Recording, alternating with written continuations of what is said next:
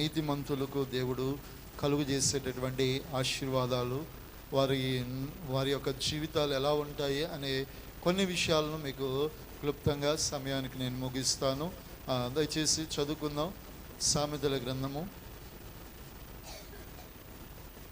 15వ అధ్యాయము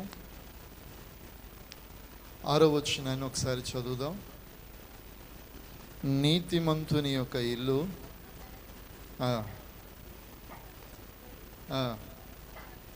చూడండి.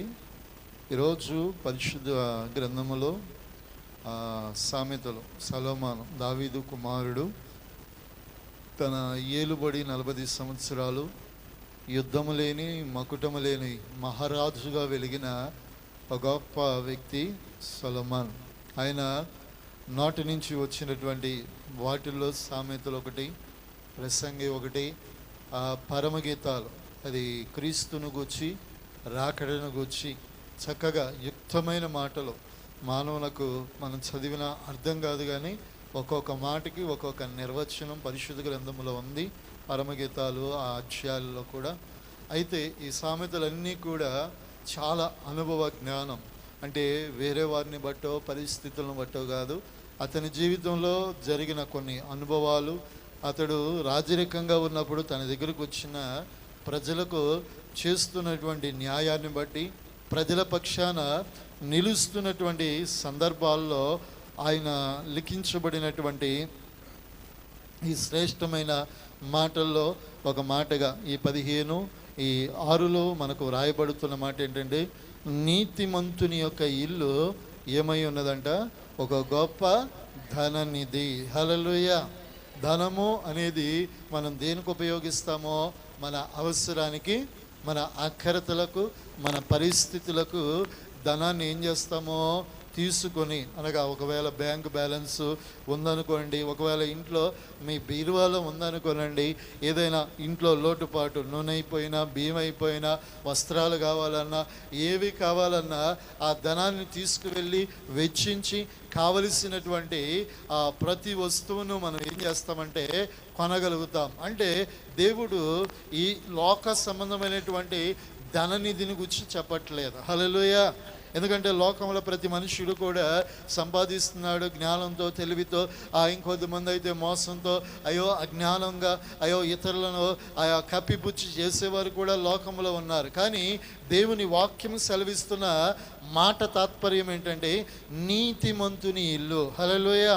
అంటే తన జీవితంలో, తన బ్రతుకులో, తన నడవడికలో కావచ్చు, మాటలో కావచ్చు, క్రియలో కావచ్చు, అతని జీవితము నీతియుక్తంగా బ్రతికేవాని యొక్క ఇల్లు ఎలాంటిదంట, ఒక గొప్ప ధననిధి, ఆధ్యాత్మికమైన ధనం. హల్లెలూయా.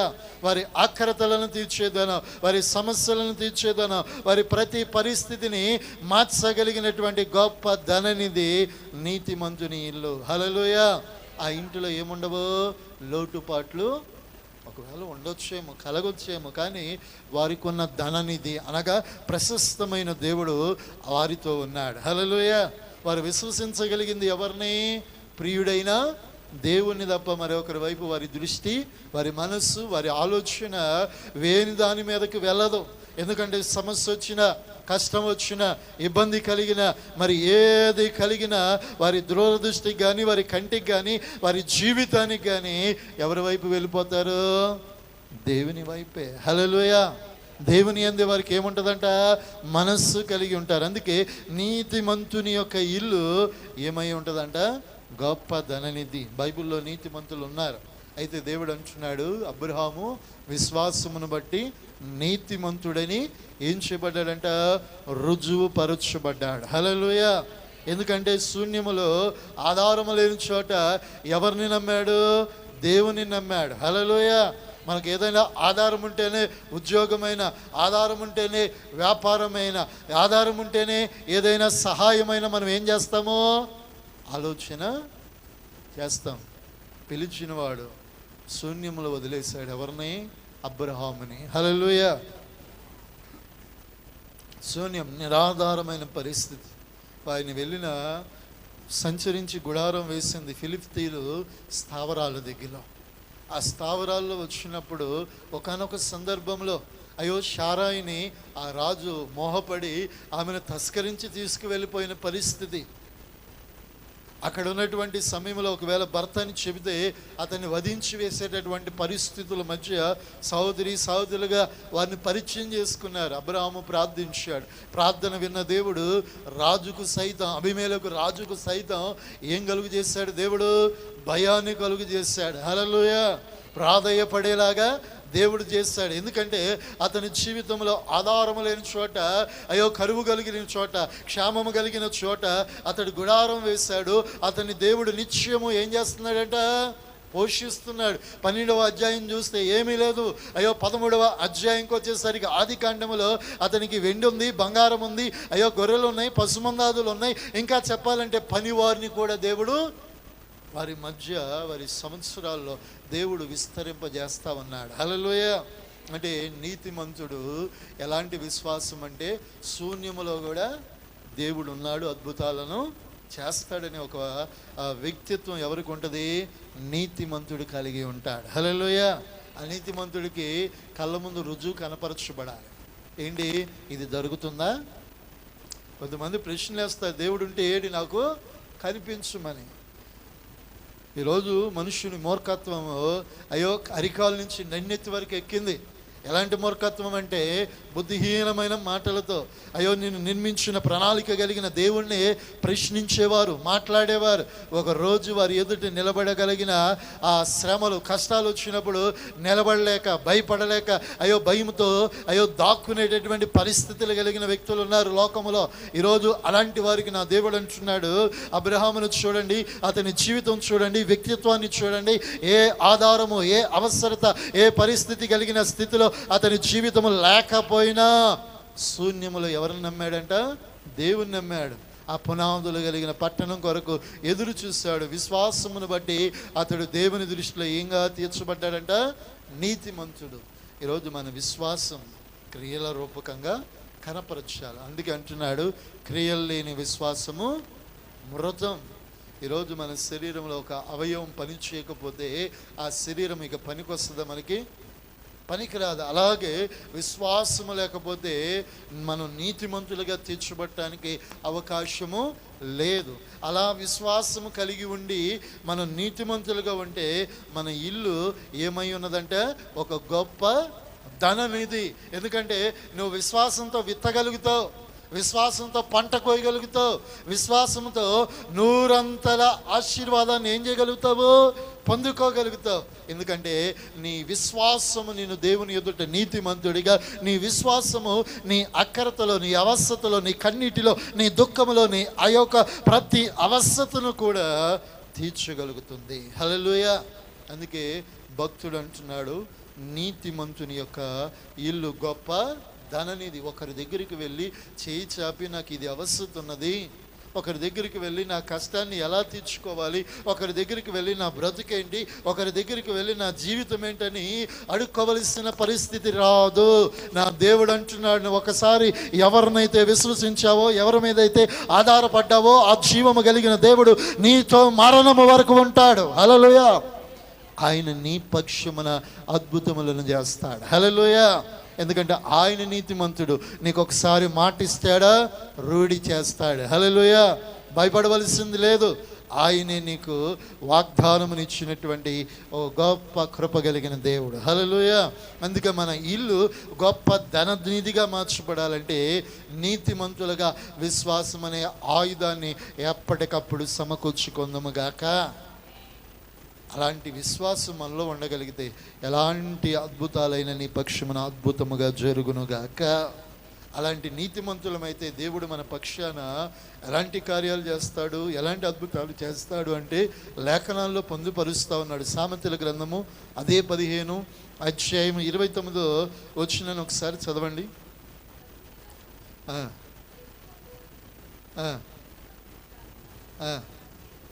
నీతిమంతుల ప్రార్థన దేవుడు ఏం చేస్తాడంట? చూడండి, ఆ భక్తిహీనులకు దేవుడు ఏమై ఉంటాడంట? దూరంగా ఉంటాడు. ఎందుకంటే వీని భక్తిహీనత ఇతరులు భక్తి కలిగిన వారిని కూడా ఏం చేస్తారు? చెడగొడతా ఉంటారు. హల్లెలూయా! మందిరానికి వెళ్ళాలా? ఇప్పటికీ 21 రోజులు ఉపవాస కూడికలు జరుగుతున్నాయి. చాలామంది బిడలు ఉన్నారు, కానీ కొద్దిమంది ఉద్యోగాలు ఉండొచ్చు, ఇంకొద్దిమంది గృహాల్లో ఉన్నవాళ్ళు లేరా? ఉన్నారు. ఒకవేళ ఇంకొద్దిమంది బాగా బైబిల్ తీసుకుని ఏదైనా ఈ ఉపవాస కూడికలే కాదు ఏవైనా ప్రార్థనలకు వెళ్ళేటప్పుడు అయ్యో ఎప్పుడు నువ్వు ప్రార్థనకి ఎందుకు వెళ్తావని మనల్ని ఏం చేస్తూ ఉంటారు? అభ్యంతరపరుస్తారు.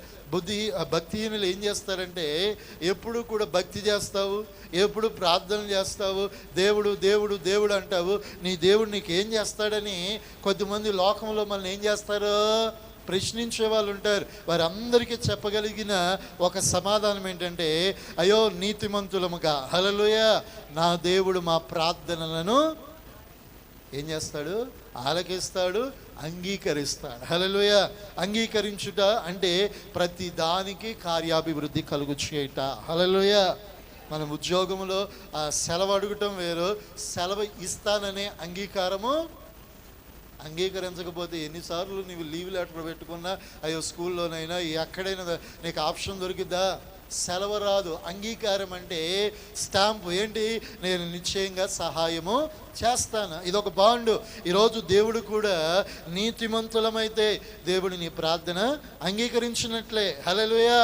నీతిమంతులమైతే మన పక్షమున దేవుడు వ్యాజ్యమాడటానికి రెడీగా ఉన్నాడు. అయ్యో నీతిమంతులమైతే దేవుడు మన పక్షమున కార్యాభివృద్ధి చేయటానికి ఏ మాత్రము డోకాలేదు. హల్లెలూయా. ఏ మాత్రము మనం ప్రార్థన చేస్తూ ఉన్నాం. ఏమని? దేవుని చిత్తమైతే ఈ గోడలు, ఆ గోడ కూడా. ఇంతట మా సూపర్వైజర్ భాస్కర్ వచ్చాడు. వచ్చి ఎందుకో ఈ చైర్స్ అన్నీ ఇవి చూసి అన్న ఈ గోడ తీసేస్తే మీకు బాగుంటుంది కదా. హల్లెలూయా. ఈ గోడ తీసేస్తే మీకు బాగా. నేను ఆశ్చర్యపోయాను. ఏది హాస్పిటల్ నుంచి వచ్చి అన్నీ సర్దా ఉన్నప్పుడు ఎందుకో కొన్ని రిపేర్స్ ఉంటే రూమ్స్లో చూస్తూ వచ్చాడు. ఆయన ఎందుకు ఆ చైర్ చూసి ఈ గోడ తీస్తే భలే ఉంటుంది కదా అన్నాడు. హల్లెలూయా. ఆ గోడను గురించి ప్రశ్నించాడు. నేను ఈ గోడను కూడా చూపించాను. హల్లెలూయా. అది ఇప్పుడైతే జరగదు కదన్నా, నేనైతే చేస్తానన్నా అన్నాడు. హల్లెలూయా. ఈ గోడ తీయటానికి కూడా అతడి ముందుండి సహాయం చేశాడు. హల్లెలూయా. ఎందుకు చెప్తున్నానంటే మన ప్రార్థనను అంగీకరించేవాడు ఆయనే. హల్లెలూయా. మనం ప్రార్థిస్తున్నాం, దేవుడు కార్యాభివృద్ధి మన నోట రాలేదు, మన నోట ప్రార్థన వచ్చింది. వచ్చిన వ్యక్తి నోట ఏమన్నాడు? ఇది మీకు తీసేస్తే ఎంత బాగుంటుంది అన్నాడు. అయితే చేస్తానన్నా అని కూడా అని వెళ్ళిపోయాడు. హల్లెలూయా. మన ప్రార్థనలను దేవుడు ఏం చేస్తాడు? నీతిమంతులంగా యథార్థంగా ఏ అనాలోచన లేకుండా చేసి ప్రతి ప్రార్థనకు ఆయన ఒక స్టాంపు అంటే అంగీకార కృతములుగా చేస్తాడు. హల్లెలూయా. భయపడవలసిన ఆవశ్యకత లేదు. ఎందుకంటే ఒక గొప్ప ధననిధినే కాదు, ఒక గొప్ప అంగీకార కృతములుగా మన ప్రార్థనలు ఆలకిస్తాడు. కొన్నిసార్లు మన ప్రార్థనలు దేవుని దగ్గరికి వెళ్లకుండా అపవాద ఏం చేస్తాడంటే ఆకాశ మండలం ముందు అపవాది సమూహములు ఏం చేస్తాయంట? అడ్డుపడతాయి. ఆనాటి కాలంలో దానియేలు దేవుని సన్నిధిలో ప్రార్థన చేస్తూ ఉన్నాడు. ఏ నిమిత్తమో? బబులోనులో వారు ఏమై ఉన్నారంట? శ్రమల్లో ఉన్నారు. ఎన్ని సంవత్సరాలు? ఆనాటి కాలంలో ఐగుప్తులో 430 సంవత్సరాలకు పైగా వారు శ్రమల్లో ఉన్నారు. అటు పిమ్మట ప్రజల యొక్క గర్వం, దేవునికి విరోధమైన అస్తారోతు దేవతల బలిపీఠాలు కట్టి దేవుని నామమును అవమానపరుస్తూ అయ్యో భయంకరమైన హేళనమైనటువంటి పరిస్థితుల్లో ప్రజలు ఉన్నప్పుడు దేవుడు నెబుకద్నెజరుకి ఎవరిని అప్పగించాడు? ప్రజలను అప్పగించారు. వారు 70 సంవత్సరాలు వాక్యములో రాయబడ్డది. 70 వారములు 70 సంవత్సరాలకు సూచనగా ఒక వాక్యము దానియేలు గ్రంథములో రాయబడింది. దాని నెరవేర్పు కొరకు. హల్లెలూయా.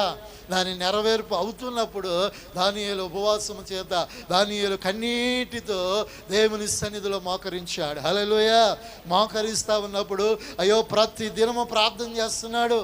దేవుని యొద్ద నుంచి అతనికి ఏమి రాలేదు? ఇంచుమించు 21వ దినము రాగానే హల్లెలూయా అతనికి పరలోకం నుంచి ఆయన దేవదూతల సమూహమైన గాబ్రియేలు ఆయన యొద్దకు వచ్చాడు.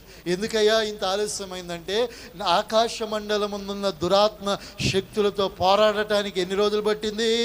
20 దినాలు. మీరు రాయబడిద్ది, మీరు చదువుకోలేని దానియేలు గ్రంథములో ఆకాశ మండలం ముందున్న అయ్యో అపవాది దూతలు అతని ప్రార్థనను ఏం చేశాయంట? అడ్డుపడ్డాయి. దేవుని సన్నిధికి చేరకుండా దేవుని దూతల సమూహము వారితో పోరాడి ఇక్కడికి ఏం తీసుకొచ్చారంట?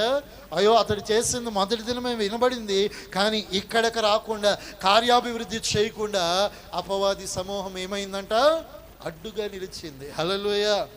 ఎందుకంటే మన ప్రార్థనలు ఒక్కొక్కసారి అయ్యో నెలలు సంవత్సరాలు గడవటానికి కారణం అపవాది వాడి యొక్క దూతలు, వాడి సమూహాలు దేవుని యొద్ద నుంచి జవాబు రాకుండా అడ్డు పెడతాడు. అయితే మన ప్రార్థన ఎలా ఉండాలి అంటే, దేవుని సింహాసనములో కదిలించునుగాక. హల్లెలూయా.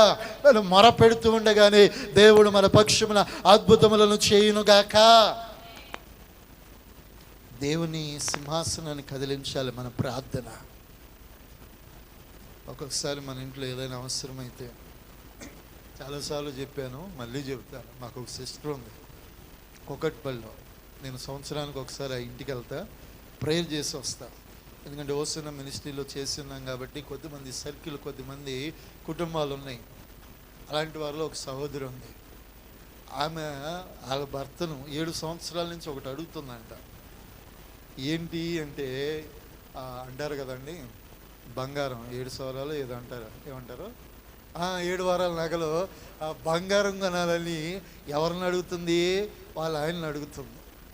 అడుగుతున్నప్పుడు వాళ్ళ ఆయన ఏంటి, నాకు వచ్చే జీతం 70,000, ఈ 70,000 నీకు ఇస్తే 2 పిల్లల చదువు ఏమవుతుంది, రూమ్ రెంట్ ఏమవుతుందని ఆయన తప్పించుకుంటా ఉన్నాడు.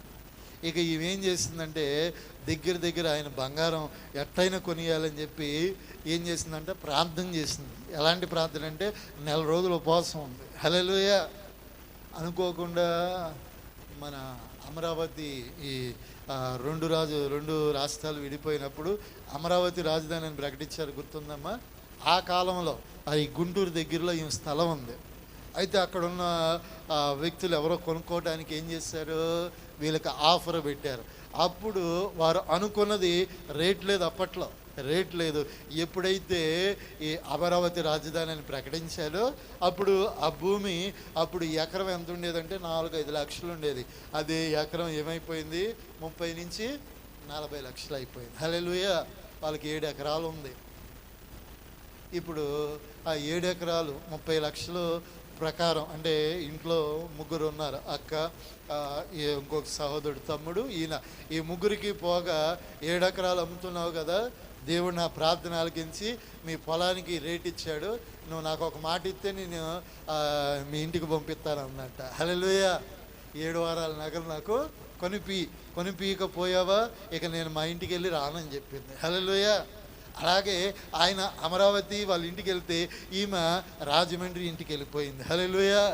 ఆ స్థలం అమ్మటానికి ఇంచుమించు ఆ ప్రాసెస్ అంతా 30 రోజులు ఆయన ఇచ్చేదాకా ఈమె ఏం చేసిందంట, ఉపవాసం ఉండి ప్రార్థన చేస్తుంది. రోజు ఆయనకి ఏం చేస్తుంది, లాభం వచ్చింది కాబట్టి ఆయన ఏం చేస్తాడంటే, ఆమె అడిగినట్లుగానే ఎంత ఖర్చు అయిందో మనకైతే తెలియదు, కానీ ఆ బంగారాన్ని ఏం చేశాడు, కొనిచ్చాడు. ఇక్కడ హైదరాబాద్లో ఒక ఫ్లాట్ తీసుకున్నారు. హల్లెలూయా.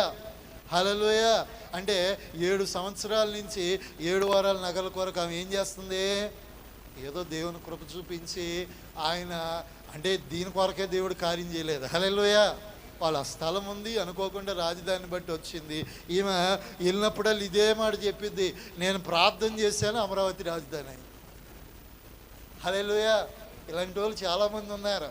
చిన్న ప్రార్థనలు చేస్తే దేవుడు, మనం ప్రార్థన చేయవలసింది దేని కొరకంటే, కఠినమైన పరిస్థితులు, బంధకాలు, భయంకరమైన పరిస్థితులు, అనేకమైనవి తెలియకుండా మన కుటుంబాన్ని, మన ఆర్థిక స్థితిని, మన అనారోగ్యతను, మన పరిస్థితులను లోకంలో పడవేస్తూనే ఉన్నాయో, అలాంటి వాటిని దేవుడు అంగీకరించినట్లుగా మాటికి అయ్యో విసిగించి ప్రభు ఎదుట, ప్రభు కార్యం చేస్తావా లేదని, అయితే ఆమెకు కావలసింది తన భర్తను ఎలా పోరాడిందో, మన ప్రభు అయిన దేవుడు, మన తండ్రి అయిన దేవునికి ఏం చేయాలంట, ప్రార్థనలు మానక చేయాలి. హల్లెలూయా. ప్రార్థనలు మానక కన్నీటితో ఏం చేయాలి, ప్రార్థన. నీతిమంతుని ప్రార్థన దేవుడు ఏం చేస్తాడంట, అంగీకరిస్తాడు. అదే సామెతల గ్రంథము 3వ అధ్యాయము 33వ వచనాన్ని ఒకసారి చదవండి అమ్మా.